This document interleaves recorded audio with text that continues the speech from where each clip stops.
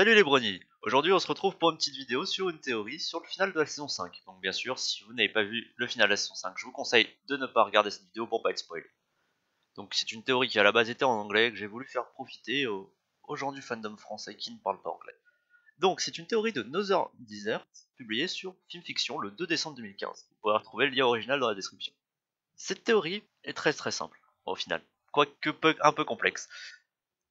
Donc, dans l'épisode 26 de la saison 7, on peut voir qu'il y a à peu près 7 timelines créées par les interactions de Starlight et Twilight dans le passé. Donc, tout ceci est présenté dans la série comme différentes timelines qui cependant, en fait, pourraient ne former qu'une seule temporalité. Et c'est là tout l'intérêt de cette théorie. Donc premièrement, on peut voir dans la série que les éléments ne sont utilisés qu'après le retour des antagonistes. Donc le fait que le Main Six ne devienne pas les éléments n'affecte pas le retour de certains antagonistes, comme Nightmare Moon, Discord, Sombra, qui reviendraient quoi qu'il arrive. Donc maintenant, comment rendre tous ces événements cohérents dans une seule chronologie? Eh bien premièrement, on va commencer avec le retour de Nightmare Moon. Alors, donc le créateur de la théorie précise que la nuit éternelle aurait dû créer un Existria froid et sans végétation, mais que c'est sûrement magique, donc on s'en fout. Alors, donc, en ignorant que c'est là, Nightmare Moon revient. Elle emprisonne Celestia, elle prend le contrôle d'Equestria, et la nuit éternelle est enclenchée. Donc les poneys peuvent suivre leur nouvel leader soit par la peur, ou par une propagande qui aurait fait passer Celestia pour la méchante sœur qui a banni la pauvre petite cadette durant 1000 ans. Voilà, jusque-là rien de bien compliqué. Ensuite, allez, disons approximativement peut-être un an, au vu de la différence de la saison 2 avec la saison 1, donc un an au plus, Discord n'est plus emprisonné, il n'est plus au statut, et il déchaîne un chaos sans fin. Donc, pour que cela soit cohérent, il faut qu'on revienne un peu en arrière au règne de Nightmare Moon. Donc, n'ayant aucun élément pour stopper Discord, Nightmare Moon elle fut complètement écrasée par la magie du chaos, faisant disparaître la nuit éternelle pour la remplacer avec un chaos sans fin. On pourrait se demander comment notre cher Dracodecus peut s'amuser aux dépens des deux princesses dans l'épisode, puisque Celestia est sur la lune et Nightmare Moon domine Luna. La réponse est qu'il les a libérées. Discord adore semer le bazar chez les poneys, et en particulier avec ses princesses, qui sont ses jouets préférés et qui l'ont autrefois vaincu. Donc c'est plus amusant pour lui de refaire venir Celestia, et que Luna ne lui oppose aucune résistance, parce que si elle est Nightmare Moon, forcément, ce sera moins drôle. Maintenant, imaginons que Sombra et Chrysalis soient revenus à peu près au même moment, sachant que dans la série, Sombra est revenu juste après Chrysalis. Donc on peut imaginer qu'ils reviennent à peu près au même moment.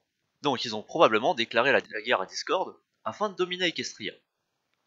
Luna et Celestia ont pu y voir une opportunité pour se débarrasser de Discord, que ce soit en se reconnectant aux éléments ou par un autre procédé. Cela nous amène donc au combat contre Sombra. Avec le retour des deux régentes, les poneys ont pu se lancer à corps perdu dans la guerre sans se soucier du chaos qui régnait autrefois dans le pays. Donc on sait que Celestia est dans la bataille puisqu'on la voit dans l'épisode diriger les armées équestriennes face à Sombra. Mais qu'en est-il de Luna?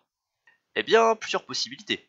Soit peut-être qu'elle est morte dans la guerre, tout simplement, soit peut-être qu'elle est allée s'occuper du front de Chrysalis, qui aurait potentiellement pu joindre ses forces avec Sombra, comme ce fut le cas dans les comics. Donc Equestria est forcé d'utiliser toutes les ressources à disposition dans une économie d'hier, ce qui a permis à Flim et Flamme d'inonder le marché grâce à leurs machines, que ce soit pour récolter les ressources ou des machines destinées au champ de bataille. Donc ils semblent pas pouvoir prendre le contrôle d'Equestria autrement, donc la distraction de la guerre serait la seule opportunité que je vois pour que Flim et Flamme obtiennent le monopole de tous les marchés.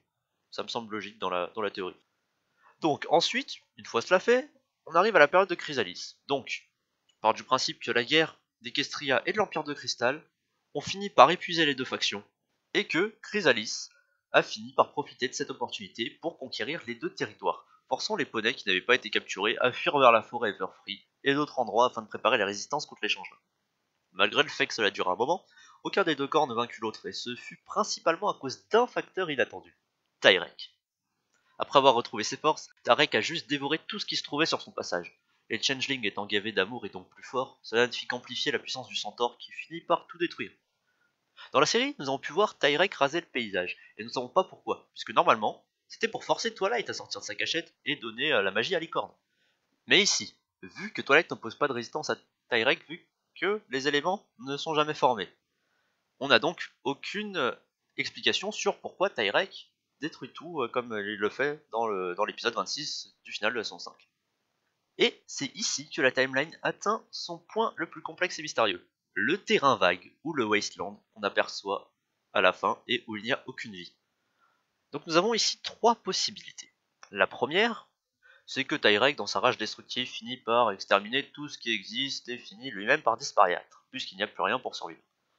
La deuxième possibilité, c'est qu'une force encore plus puissante que Tyrek soit apparue et ait fini par plus ou moins détruire ce monde ou le rendre stérile.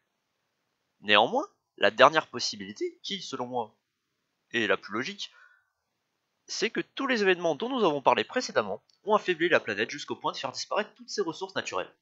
La nuit éternelle, le chaos, la guerre, Flim-Flam qui puise dans les ressources pour l'industrie, et enfin la destruction de Tyrek. Après tout ça, la planète n'est plus fertile et ne peut plus produire aucune ressource. Voilà, c'était donc cette théorie que j'avais trouvé vachement intéressante et que je voulais vous partager. Donc laissez-moi en commentaire ce que vous en avez pensé, ou si vous aimeriez voir d'autres théories ou d'autres contenus, voilà. Sur ce, portez-vous bien et n'oubliez pas, love and tolerate!